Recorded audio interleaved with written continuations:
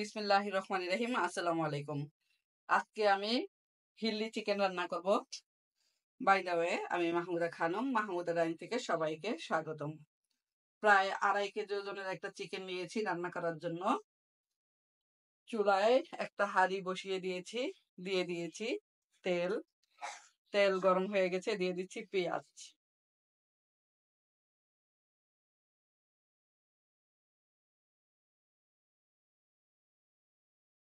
এখানে নিয়েছি 2 টেবিল চামচ আদা বাটা, 2 টেবিল চামচ রসুন বাটা, আর হচ্ছে 2 চা চামচ মরিচের গুঁড়া, 1 চা চামচ ধনিয়ার গুঁড়া, 1 চামচ হলুদের গুঁড়া।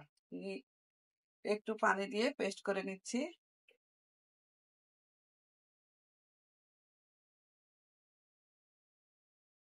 পেঁয়াজ অলমোস্ট ভাজা হয়ে গিয়েছে।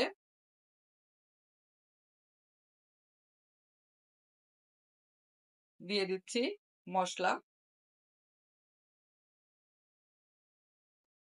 দিয়ে দিচ্ছি তেজপাতা। এখন দিয়ে দিব মাংস। এটা হচ্ছে পাহাড়ি মুরগি। পাহাড়ি মুরগি এই প্রথম রান্না করছি।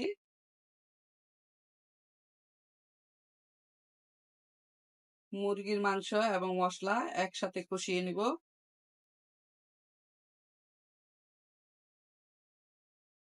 সবগুলো মাংস দিয়ে দিলাম। এখানে প্রায় মাংস আছে 2.5 কেজি, চামড়া সহ মুরগি। হিলি মুরগি অবশ্য চামড়া সহ রান্না করতে হয়। কক মুরগি, হিলি মুরগি চামড়াতেই স্বাদ। চামড়া সহই রান্না করব।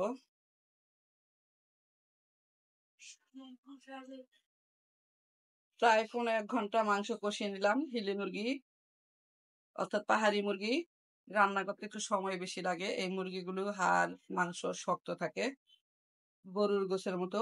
একটু কষিয়ে কষিয়ে রান্না করতে হয়। কষানো অলমোস্ট ডান। এই পর্যায়ে এর সাথে অ্যাড করব এডিশনাল গরম পানি।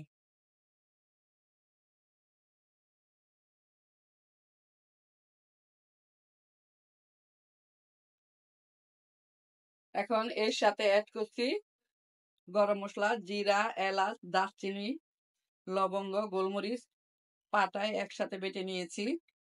দিয়ে দিলাম মশলা।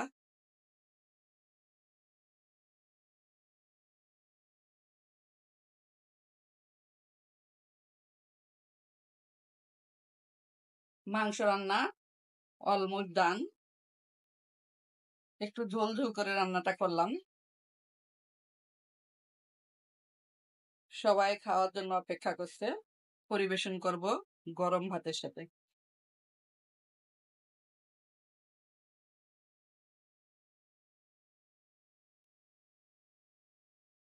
টেবিলে ভাত দিয়ে দিয়েছি। লাউ রান্না করেছি ইলিশ মাছ দিয়ে, আর পাহাড়ি মুরগি রান্না করলাম একটু ঝোল ঝোল করে। সাথে আছে গরম ভাত, লেবু, কাঁচামরিচ, পেঁয়াজ। এই হলো আজকে দুপুরের আয়োজন। সবাই ভালো থাকবেন, সুস্থ থাকবেন। ফিরে আসবো নতুন কোনো রেসিপি নিয়ে। আল্লাহ হাফেজ। আসসালামু আলাইকুম। দুপুরের রান্না অলমোস্ট ডান। লাউ রান্না করেছি ইলিশ মাছ দিয়ে, গরম ভাত, আর হচ্ছে পাহাড়ি মুরগির ঝোল। একটু ঝোল ঝোল করে রান্না করেছি। এই হলো আজকে দুপুরের আয়োজন। সবাই ভালো থাকবেন, সুস্থ থাকবেন। ফিরে আসবো নতুন কোনো রেসিপি নিয়ে। আল্লাহ হাফেজ। আসসালামু আলাইকুম।